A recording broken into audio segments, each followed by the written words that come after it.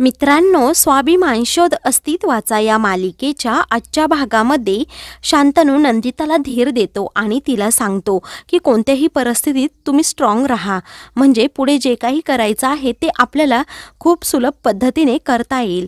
तेव्हा नंदिता खूप रडते आणि पल्लवीला मिठी मारते। दुसरीकडे आदिती मॅडम आणि प्रभाकर सर नेहमीच्याच कॅफेमध्ये येतात। तेव्हा प्रभाकर सर मुद्दाम आदिती मॅडमला बोलत असतात की वाव, खूप छान कॅफे आहे। तेव्हा आदिती मॅडम सांगतात, प्रभाकर तू उगीच मला चिडवू नकोस, कारण तुला माहिती आहे मी मुद्दामच ह्या कॅफेमध्ये तुला घेऊन आले, कारण आपली पहिली भेट इथेच झाली। आपल्या त्या गप्पा गोष्टी, आपलं ते पहिलं प्रेम, सर्व काही इथेच झालं असं म्हणून त्या जणू त्या जुन्या स्वप्नांमध्ये रंगून जातात।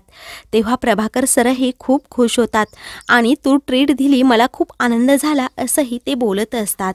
त्यावेळी प्रभाकर सर ह्या आनंदाच्या भरात मी एक अजून मागू शकतो का असं विचारतात। तेव्हा आदिती मॅडम हो बोलतात। प्रभाकर सर मागचा पुढचा विचार न करता आदिती मॅडमचा सर्वांसमोर हात हातात घेतात आणि 18 वर्षानंतर आपण पुन्हा नव्याने सुरुवात करायची का, आपण आपलं नातं पुन्हा बहरवू शकतो का असं विचारतात। आदिती मॅडम अलगदपणे हात मागे घेतात आणि बोलतात, 18 वर्षापूर्वीची गोष्ट वेगळी होती प्रभाकर, आपल्यामध्ये खूप काही वाद झाले, आपल्या घरचे आपल्याला कधीही एकत्र पाहू शकत नाही। तेव्हा प्रभाकर सर समजावून सांगत असतात, सर्वांचा विचार तू करू नकोस, आपण फक्त आपल्याबद्दलच विचार करू। प्रभाकर सर पुढे बोलतात की आपल्या चुकीची शिक्षा त्या शांतनूला नको द्यायला, ही झालं तरी आपल्या दोघांचा तो मुलगा आहे। मी 18 वर्ष शांतनूला बाप म्हणून काहीही कमी न पडू देण्याचा निर्णय घेतला आणि तसं केलं पण, आणि त्याच्यावर खूप माया पण केली, परंतु आईची माया अजून त्याला मिळाली नाही। तेव्हा आदिती मॅडम सांगतात, मला तुझी धडपड समजते प्रभाकर, कारण आपलं नातं पुन्हा पूर्वीसारखं जोडण्याचा प्रयत्न पण करत आहे, परंतु घरचे तसं होऊ देतील का, पुन्हा आपल्याला एकत्र येऊ देतील का, असे खूप काही प्रश्न ती प्रभाकर सरांसमोर उभे करते। इकडे शांतनू आणि पल्लवी नंदिताला तिच्या घराजवळ सोडतात। तेव्हा ते दोघेही तिच्याबरोबर घरामध्ये जायला निघतात। तेव्हा नंदिता बोलते, तुम्ही इथेच थांबा, कारण गौरव घरात असतील ते तुमचा अपमान करतील। तेव्हा पल्लवी, आम्हाला अपमानाचं काही नाही वाटत, कारण मी घरात आत्ता येण्याचं कारण तुला चांगलंच माहीत आहे। तेव्हा नंदिता हो बोलते, परंतु त्या दोघांनाही आतमध्ये येऊ देत नाही। पल्लवीला नंदिताचं खूप टेन्शन आलेलं असतं। ती बोलते, मी असताना तू तुझ्या जीवाचं काही बरं वाईट करू शकते, मी नसताना तू काहीही करू शकते, मला तुझी आता खात्री वाटत नाही, असं म्हणून नंदिताचा हात ती डोक्यावर ठेवते आणि तू वेडवाकडं पाऊल उचलणार नाही ही शपथ मला दे असं सांगते। तेव्हा नंदिता पटकन हात खाली घेते आणि लगेच तेथून जाते। पल्लवीला ह्या सर्व गोष्टी असह्य होतात। तेव्हा पल्लवी लगेच गाडीत जाऊन बसते, तिला खूप दुःख झालेलं असतं, ती रडत असते। शांतनूही गाडीत बसतो। दुसरीकडे प्रभाकर सर पुन्हा आदिती मॅडम समोर तो विषय काढतात आणि बोलतात, आपण दोघं का एकत्र येऊ शकत नाही याचं कारण फक्त एकदाच तुम्हाला सांगू शकते का। आदिती मॅडम सांगतात की गेली 18 वर्ष मी माझ्या मुलापासून, माझ्या नवऱ्यापासून लांब आहे, आई म्हणून मी शांतनूला खूप मिस केलं आहे। जर आत्ता आपण दोघं एकत्र आलो तर शांतनूवर काही फरक पडेल असं तुला वाटतंय का। तेव्हा प्रभाकर सर सांगतात की आपण फक्त शांतनूचा नाही, आपल्या दोघांचा विचार करू शकत नाही का, तू घरच्यांचा विचार सोडून दे आणि फक्त आपल्या दोघांचं स्वतःचं असं आयुष्य आनंदात जगू शकत नाही का, की तुलाच हे नातं नको आहे। तेव्हा प्रभाकर सरांच्या ह्या बोलण्यावर आदिती मॅडम विचार करू लागतात। इकडे शांतनू पल्लवीला सोडायला हॉस्टेलवर चाललेला असतो। पल्लवीला नंदिताच्या सर्व काही गोष्टी आठवत असतात की कशा प्रकारे आज आत्महत्येचा प्रयत्न तिने केला। पल्लवीला अजिबात ते सहन होत नाही। पल्लवी खूप रडू लागते आणि शांतनूला सांगते, थोडी गाडी बाजूला घेता का। तेव्हा शांतनू लगेच गाडी बाजूला घेतो। पल्लवी गाडीतून खाली उतरते आणि एका ठिकाणी जाऊन बसते, ती खूप रडत असते। तेव्हा शांतनूला पल्लवीकडे पाहून खूप वाईट वाटतं। तो गाडीतून तिच्यासाठी पाण्याची बाटली घेतो आणि तिच्याजवळ जाऊन बसतो आणि पल्लवीला शांत करतो व तिला पाणी प्यायला सांगतो। पल्लवी पाणी पिते तेव्हा ती शांतनूला सर्व लहानपणापासूनच्या आठवणी नंदिताबद्दल सांगू लागते की मी कधीही हट्ट केला असेल, परंतु माझी नंदिता ताई नेहमी मोठ्या बहिणीसारखी जबाबदारीनेच वागली आहे आणि आज मला अशा अवस्थेत तिला पाहवत पण नाही, कारण माझी ताई खूप चांगली आहे, तिला खूप वाईट दिवस काढावे लागत आहेत। आज तिच्या आयुष्यात आनंद नाही तर फक्त खूप दुःख आहे. तिने माझ्यासाठी खूप काही केलं आहे. सर्वात जवळची मैत्रीण असेल तर ती माझी ताई आहे आणि त्या मैत्रिणीसाठी, माझ्या बहिणीसाठी मी काहीच करू शकत नाही असं का, असं म्हणून ती खूप रडत असते.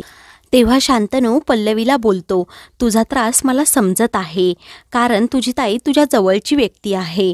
तर पल्लवी बोलते, आपल्या जवळच्या व्यक्तीने असं केल्यावर त्रास तर होणारच ना, कारण मी स्वतःसमोर असून तिने जीव देण्याचा प्रयत्न केला, कारण तिने आज माझ्यासमोर आत्महत्येचा प्रयत्न केला. तेव्हा शांतनू पल्लवीला आपल्यासमोर उभं करतो. तर पल्लवी पुन्हा शांतनूला विचारते, जर तिने आज काही केलं असतं, आईने मला विचारलं असतं तर मी काय उत्तर दिलं असतं. तेव्हा पल्लवी खूपच हायपर होते आणि ताईने आज मला वचन दिलं नाही, तिने पुन्हा जीवाचं काही बरं वाईट केलं तर काय करू असं म्हणून खूप मोठ्याने रडू लागते. शांतनू पल्लवीला जवळ घेतो आणि तिला शांत करण्याचा प्रयत्न करतो. तो तिला धीर देतो आणि सांगतो, कुठल्याही परिस्थितीत मी ताई आणि तुझ्याबरोबर नेहमी उभा राहील आणि तू मला हक्काने काहीही सांगत जा. म्हणून तो प्रेमानेच पल्लवीचे डोळे पुसतो आणि तिला सांगतो, काहीही करून आपण दोघांनीही नंदिता ताईसाठी तिच्या पाठीमागे खंबीर उभं राहायचं. आता तुलाच तिची ताई बनावं लागेल. तू तिची ताई बनशील ना, असं तो पल्लवीला विचारत असतो. तेव्हा पल्लवी हो बोलते. पल्लवी खूपच रडत असते, परंतु शांतनूमुळे तिला खूप धीर मिळालेला असतो. तरीही ती शांतनूला विचारते, कुठलीही परिस्थिती आली तुम्ही मला मध्येच सोडून देणार नाही ना. तेव्हा शांतनू, त्याचा प्रश्नच उरत नाही, कारण तुझा माझ्यावर विश्वास आहे ना. तरीही तुला उत्तर सांगतो, तू मला असं तुझ्या जाळ्यात अडकवलं आहे ना, आता तुला सोडून जाण्याचा विचार पण कधीही करू शकत नाही, असं तो पल्लवीला बोलतो. पल्लवी लाडानेच आणि प्रेमाने शांतनूला मारते आणि पटकन त्याला बिलकते, त्याला मिठी मारते. तेवढ्यातच प्रभाकर सर आणि आदिती मॅडम तेथे येतात. आदिती मॅडमचं लक्ष पल्लवी आणि शांतनूकडे जातं. त्या दोघांनीही एकमेकांना घट्ट मिठी मारलेली असते. तेव्हा आदिती मॅडमला खूप मोठा आश्चर्याचा धक्का बसतो. आदिती मॅडम प्रभाकर सरांना समोर पहा असं सांगतात. तेव्हा प्रभाकर सरही समोर पाहतात. ते दोघेही खूपच खुश होतात आणि त्या दोघांनाही अगदी सुखद धक्का बसतो. ते दोघेही त्या दोघांकडे पाहतच राहतात. तेव्हा आदिती मॅडम बोलतात, आता मी भरून पावले. मी नाही त्या घरात गेले ना, माझी पल्लवी त्या घरात जाणार आणि सूर्यवंशींच्या घरात अगदी सून म्हणून वावरणार. आता माझं स्वप्न खऱ्या अर्थाने पूर्ण झालं आहे. तेव्हा प्रभाकर सर बोलतात, मी तुला म्हटलं होतं ना, ह्या कॅफेने आपल्याला खूप काही दिलं आहे, त्यातलाच हा एक सुखद धक्का आहे. परंतु प्रभाकर सर मनातून नाराज असतात. पण त्यांना बायको म्हणून आदिती मॅडम पुन्हा हव्या असतात आणि आदिती मॅडमचा प्रेम त्यांना पुन्हा हवं असतं. तर दुसरीकडे मोठे काका रूममध्ये येतात.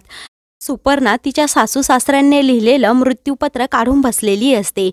तेव्हा मोठे काका लगेच दरवाजा लावून घेतात आणि विचारतात, काय झालं.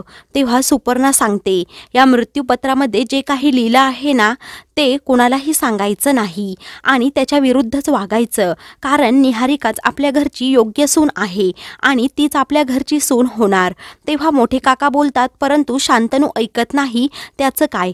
तेव्हा त्याला ऐकावंच लागेल, कारण मी असा डावच खेळणार आहे, असं म्हणून ती मोठ्या काकांना चांगलीच काही भरून देत असते. तर मोठे काकाही खूप खुश होतात. तर मित्रांनो, पुढील भागामध्ये शांतनू आणि पल्लवी अगदी रोमॅन्टिक होतात. तर दुसरीकडे सुपर्णा शांतनूला बजावते, उद्या 15 दिवस दिलेली मुदत संपत आहे. उद्या मी म्हणन तसंच तुला करावं लागेल. शांतनू विचारात पडतो. अशाच मालिकेंचे पुढील भाग पाहण्यासाठी चॅनलला सबस्क्राईब करा.